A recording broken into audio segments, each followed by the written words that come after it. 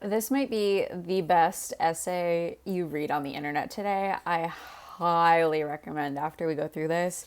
I'll share the link in the description, but go through, click it, and read the whole thing. This is just mic drop after mic drop of epic truths. The title is The Welfare Trap: How They Bought Your Obedience for $642 a month by Lady Liberty, by Ivana, who writes Lady Liberty on Substack. The essay is broken up into different chapters, and it basically walks through the entire poverty trap and welfare apparatus and how it's designed not to help you, but to keep you poor. And there's this really perverse, like double speak, double talk, double, like whatever you want, like mirrorism within leftist ideology, in which they say something and profess to do something and the opposite is actually true. So, leftists will say, well, Trump's being a fascist, Trump's a Nazi, when in reality, that's what the left is doing. It's reflective of their policies, what they're doing. They'll say welfare is important, programs like Medicare and Medicaid and food stamps and all that kind of stuff is essential. But as Ivana writes here, it's actually a form of a trap. And usually these traps and this doublespeak is used to benefit the people perpetuating this ideology. And that's what makes it really insidious, because you don't really understand what's happening until you essentially go to the other side and look at it from a fresh perspective and see it. So there's a lot of really good bits in here. Let's dive in. She opens it up by just giving a narrative of folks waiting at the grocery store to purchase food with their EBT cards. She talked about how she grew up with privilege. Her parents were lawyers, but she still worked. So she babysat. She was a dog walker.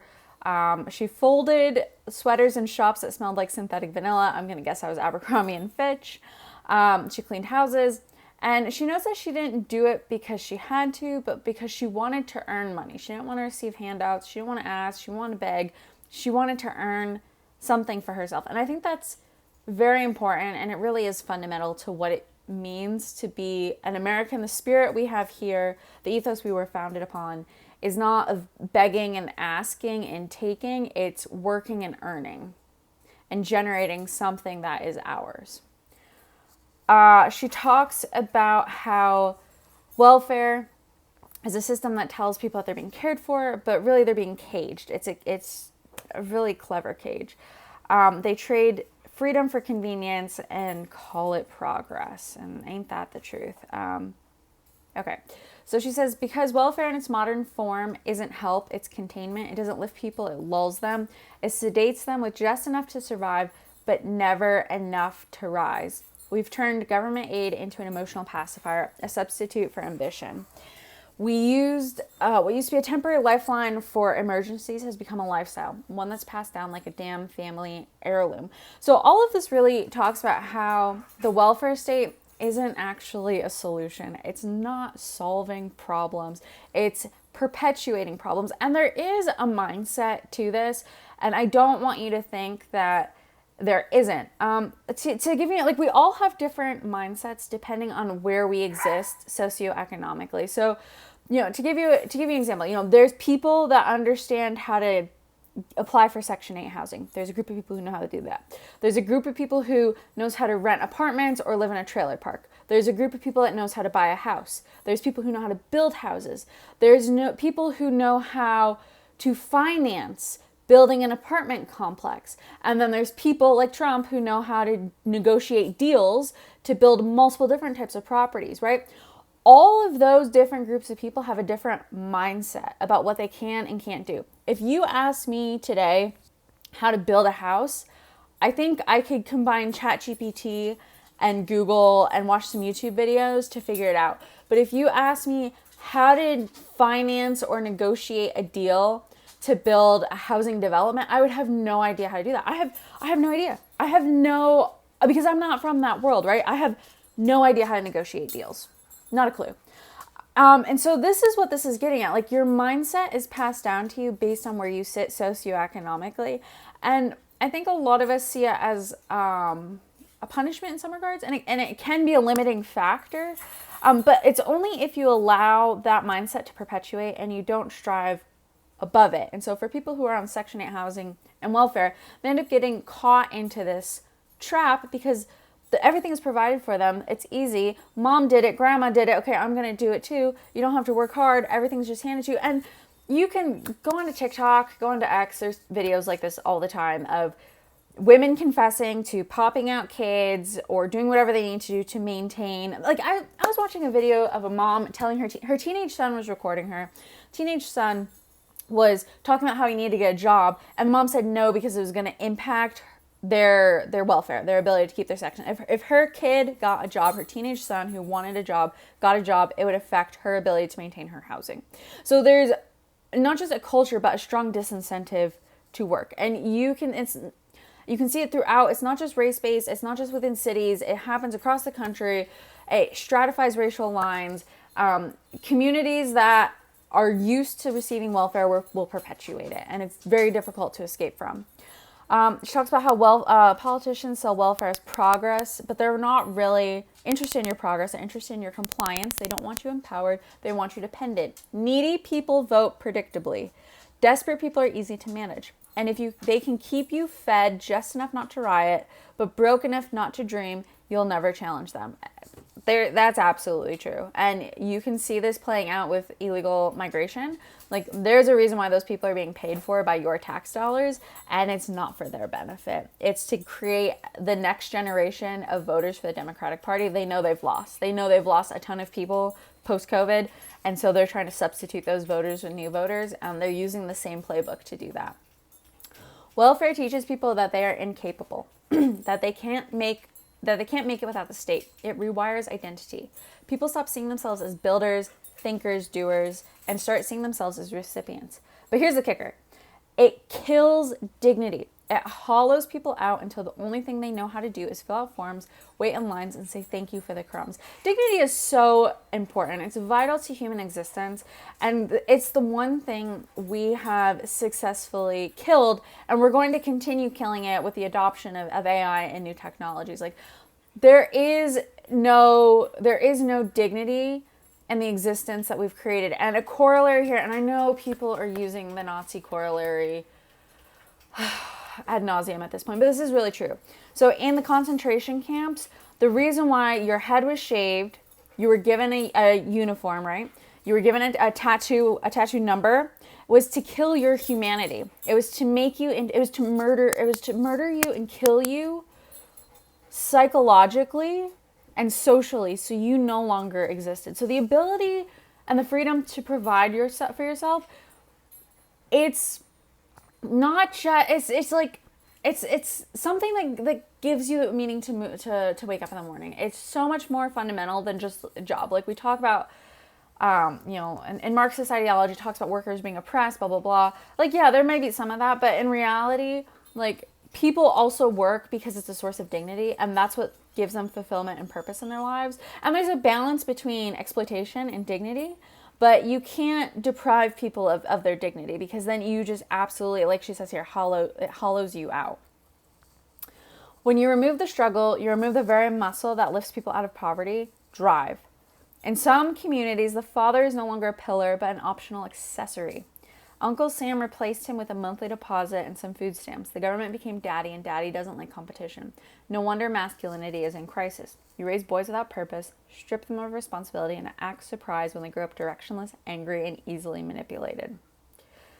Yeah, that is incredible. So in this section, she talks about this theme where men have been completely removed from the picture. And it is true.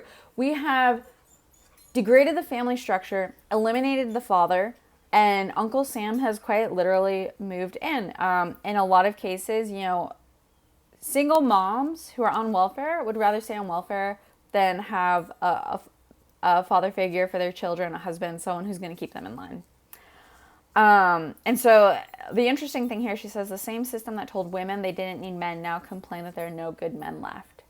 She said, this isn't a conspiracy theory. This is sociology with receipts. It's just, this is great writing. I love this. This is great. They don't want strong families, because strong families don't need the state. And this is true. And the reason why you can tell this is true is because in communist Russia, right after the Bolshevik Revolution, this was one of the key things they implemented. They deteriorated the family structure. They put families in a position to report on each other. And so by degrading the family unit, you created, by degrading the family unit and giving the state as an alternative replacement, you replace families with communism. And you replace families with dependence on the state. So this is why families are so important. This is why having families are important. And this is why like feminism and anti-family ideologies are so bad. Like abortion, things like that. It's not about taking away women's rights. It's about the long-term consequence of continuing to degrade the family structure. This is the only bulwark we really have against authoritarianism. And once the family goes away, we are all controllable. And so I think this is really important. You can see this throughout history. This is really important. And so the welfare state is one example where the government has stepped in to replace fathers. Fathers have been removed from the system. And then, of course, the same progressive ideology that purports feminism and the welfare state is telling them that they're not desirable. They're not wanted. This is a gem. Okay, so why doesn't the government want daddies in houses and family lives, right? Like, why don't we want families? Why don't we want strong fathers? Why don't we want husbands? That's because daddies don't fill out applications. Daddies don't need caseworkers. Daddies don't fund bureaucrats. And daddies don't vote for people who promise more welfare. They go and earn enough not to need it. And this is important. In order for the state, the bureaucratic state, the welfare state to have its power, it needs people who are dependent on it. It needs people who receive the services it provides. If you have strong men who play a traditional masculine role where they provide for their families, they're not going to need the state. And this is an existential crisis for the people who work for and find their value, whether it's financially or professionally, from the state. Okay, so chapter 3. She talks about the design of the system. So the welfare state is not designed to save you. It's designed to own you. It keeps people poor, feeds them just enough to keep them breathing, and in return collects their votes like rent. She compares this to modern feudalism, which I think is really interesting. So instead of being chained to the land, like in the past, you were completely dependent on whatever feudal manor you lived on because you couldn't own land if you were a peasant, and that was and you needed the land to farm it in order to survive, to create food for yourself. So we don't have that system anymore. But under this welfare feudalism, you're not chained to the land, but you're chained to entitlement. So it's the same master, different leash. The goal here is to keep people comfortably miserable. I love it.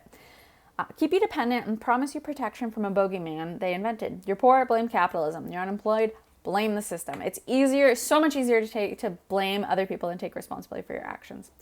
So the reason why they referring to progressives, Democrats, leftists, people who perpetuate the welfare state, the reason why they do this is because they don't want you to escape. Once you escape, their narrative breaks. And we're already seeing this happen. Like the fact that so many people have left the Democratic Party and voted for Trump. I was one of these people. I was at the inaugural Women's March. I was anti-Trump. I was in DC living that life. I was doing everything. COVID happened, had my red pill moment, and now I voted for Trump. I am pro-family, pro-life, eager to live a more traditional feminine role, not like the feminist girl boss role that has been imposed on me. So I've made this complete shift, and because I've seen through the looking glass, if you will, and I understand what's happening now from a different perspective, and I have gotten through the narrative. I've gotten beyond the narrative, and I see the contradictions in it and the problems it poses on society, and I don't want any part of it anymore. Your dependence is their power. Again, welfare equals votes. The more welfare you give, the more votes you get. And so this is why you see Black communities. There's a correlation there, not necessarily causation, but definitely correlation. There's a correlation between poverty, Black communities, and voting for Democratic politicians. And this isn't to say that, a lot of people say it's racism in the system, and sure, there might be some like systemic historical injustices, fine. But we're not living in, 1860 anymore. It's 2025. And the reason why they've eliminated fathers from the equation, The reason why they have given baby mamas all the resources they need is exactly what she's laid out here, because it creates dependency on the state, and dependency on the state creates reliable voting blocks. I mean, it's as cut and dry as that. Like, you don't have to campaign to get the black vote if you're a Democrat. It's already a given, or at least it used to be. I think that's changing a little bit, but it was pretty much a wash. I mean, look at this last election where Barack Obama went out and castigated young black men if they refused to vote for Kamala Harris. Like, she wasn't even like, this whole side note, but like, there wasn't a primary. She wasn't voted for. She was like, we know now that Biden was indeed incompetent. A shadow government was running the country. It's not conspiracy. Like, people acknowledge this, especially those on the left. And so she was the appointed candidate. There was no primary for her. And then you had paragons of the black community telling black men to vote for her. It's just, it really, that whole experience shows just how dependent they are on certain blocks of people to continue voting for them. She says this isn't progress, it's plantation politics with better branding. And ain't that the truth? It really is. Like, the modern ghetto, like urban ghetto, is the modern plantation. Like, Baltimore City, living on dependence, crime, southern, south side Chicago. Like, how is that progress? We live in a culture where, like, I feel like I can't say these things, but how is taking people where they have no freedom, and in an economic system where they were literally enslaved and have no freedom, and replacing it with a welfare system where they still don't have freedom and there's violence and crime? How is that progress? How is that better? Like, someone tell me how that works, because I don't know how being a second, third generation person living in the south side of Chicago, surrounded by violence, surrounded by drugs, surrounded by addiction, surrounded by broken homes, I don't know how that's progress. So someone please tell me how that's progress. And so she ends the section with really what's at the crux of this. Real freedom is scary because it means responsibility.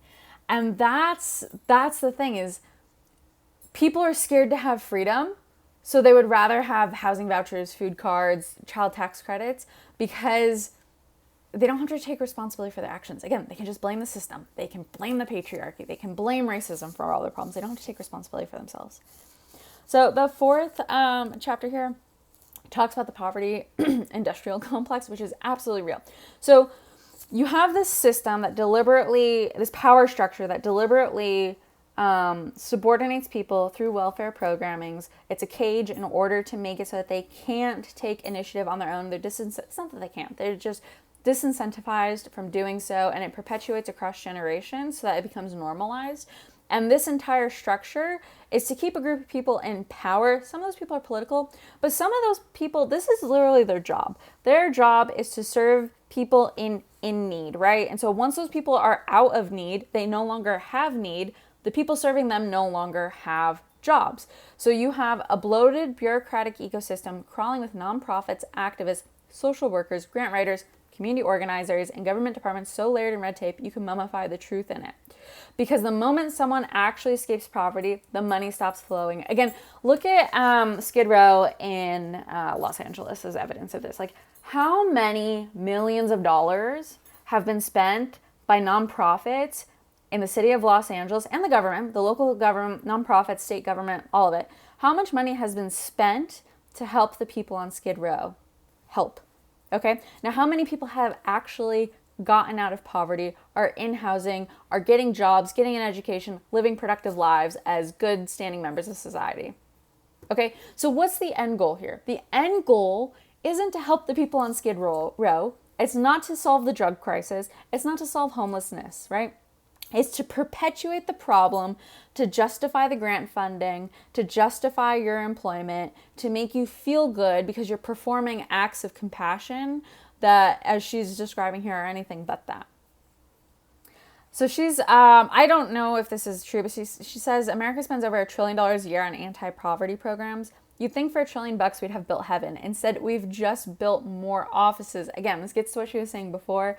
Like, this is all for the bureaucrats, right? This is all for the people who are managing the poverty industrial complex. It's not for the actual benefit of the people who need the help. So here's what she says. There's more money in managing poverty than ending it. It's more profitable to study the problem than solve it. So they hold conferences, print glossy brochures, pay consultants to develop frameworks for equity. And meanwhile, the single mom in Section 8 housing is still waiting for the maintenance guy who never shows up. This is a reason to fundraise, a resume bullet point, and this is all it is. And I can resonate with this because I was one of these people. I went on a missions trip to Haiti. There was a woman in my church who ran a soccer camp in Haiti before the earthquake happened. And then after the earthquake happened, she had so many connections down there that she had taken different groups of people to help one of the doctors she knew there rebuild his clinic. So I went with a woman and her son, and I think her son's boyfriend. But that was kept on the DL for obvious reasons. And so we went, and I went for a week and like volunteered there. And like, okay, I'm going to be honest. This was in 2011. I was very career focused. And at the time, for me, it was a bullet point. Like, I didn't really care about humanitarian programs. And honestly, that has never really appealed to me. And the same way that like medicine and helping others through that has never really appealed to me. Like, I think I have different talents and different purposes that serve different needs. So it's not like all just selfish entitlement, but I was never one for the humanitarian missions side of things, never one for medical stuff. But I did it because I knew it was a bullet point and helped me build my resume. And I think you can look at any, high school student or, someone who's in college who's actively building their resume. And I think a lot of people do this. They do performative acts of like volunteerism in order to build resumes. Is that a good thing? I don't know. But I can say from my own experience, like it wasn't to help. It wasn't to help people. And I honestly didn't know how I was helping. And so, yeah, I mean, ask a McKinsey consultant who's developed a framework for equity or done a study of, homelessness in a particular city. Are they actually helping? Do they feel good about what they're doing? I mean, that's a reasonable question to ask someone. Okay, so she talks about this is all modern day feudalism with spreadsheets. Just like the words here, it's just glorious how she comes up with this stuff. The real welfare queens are sitting in DC, raking in $190,000 a year to write reports about systemic inequity while sipping cold brew and tweeting about capitalism from their taxpayer-funded laptops. This is absolutely true. I worked in DC for a while, and this is absolutely true. The amount of money that flows around that city to do things, and it's not doing anything that it's supposed to do while lining the pockets of every hand it passes through, it's just astounding. It absolutely is true. There's something in the air there. Like, there's just this like energy I felt when I was there of this like superficialness and this performative nature of work. And every nonprofit has a headquarters there, and they're no different than the lobbyists. Like, the Autism Speaks Foundation is, I think, on L Street. It's on L or K, but it's in that strip of, K Street is known for lobbying, but it's, K and L and some of the other ones right downtown, not too far from the White House. That's where all the lobbyists are, activist groups, nonprofits, trade organizations. They all have offices there. So there's a reason for that, right? And so if nonprofits that are supposed to be helping people are mixed in with your typical K Street lobbyists, like, what does that tell you? Okay, yep. No one's trying to fix poverty. They're trying to administer it. Again, that's because that's where the money is. So she says, teach people how to build something. Bring back trade schools, family structure, real discipline. Hand out fishing rods, not fish. And that is the truth. Okay, so who escapes it? How do you escape it? She gives some stories here. Basically, the way to escape it is to do the work. You have to do the work. Like, one person she talks about here is a woman from the Bronx.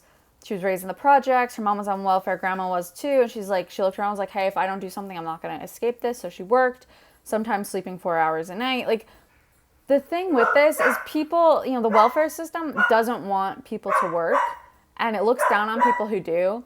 But the reality is, like, you have to do the work. There's no escaping the work. And I've done the work. Everyone's done the work. Like, I traveled the country full time, was in my car, converted it into a camper van. I was flipping books on Amazon and eBay that I was buying in thrift stores. I've worked dozens of part-time jobs. You have to do the work. You can't just skip it. Like, it's just such an important step. And because it's not just about it's about dignity. It's not just about the income, right? Yeah, like I worked at Waffle House, right? You don't make a lot of money at Waffle House. It wasn't, about the money. It was about dignity. And I worked with a lot of people who've been working there for decades, and I was totally shocked by that. And it's because and a lot of them were working there and then going to school part time. And like, yeah, you can get trapped in those kinds of jobs, sure. But at the same time, like, everyone needs to go through the process and get themselves to the next level. Life is kind of like a game in some regards. Like, you have to just keep working and getting to the next level. Not everyone starts at the same spot. But that doesn't mean that they're oppressed. That doesn't mean that they're a victim.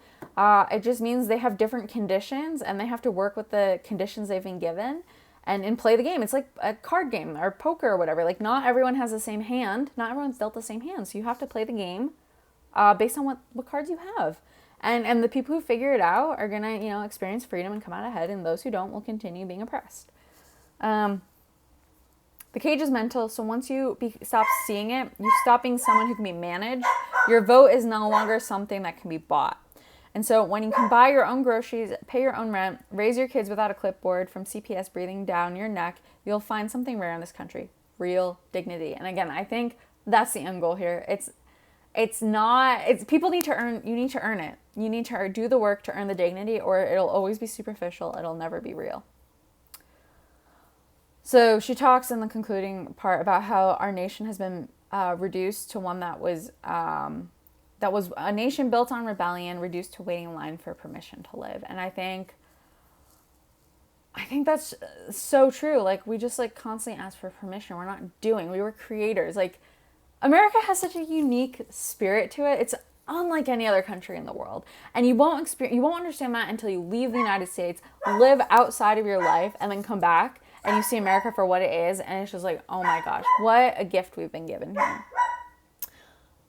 Sorry for the pup barking in the background.